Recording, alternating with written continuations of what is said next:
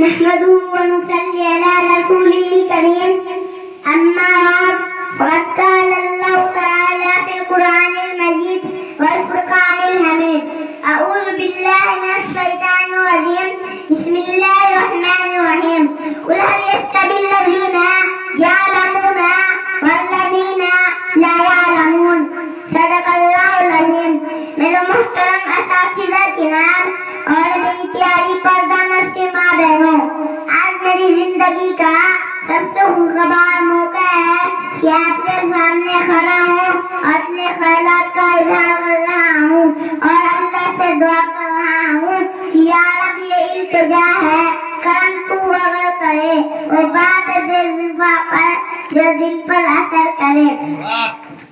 آج کی تقریب میں میرا موضوع سخن ہے علم کی اہمیت اور فضیلت۔ یہ موضوع میں نے اس لیے چنا ہے کہ حضور صلی اللہ علیہ وسلم پر جو سب سے پہلے وحی نازل ہوئی ہے وہ علم سے متعلق ہے۔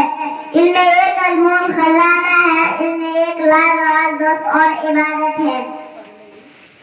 صاحب میقات نے بہت ہی خوبصورت بات لکھی ہے کہ علم دل مومن میں ایک ایسا نور ہے جو مشکات نبوت کے چاقو سے لیا گیا ہے۔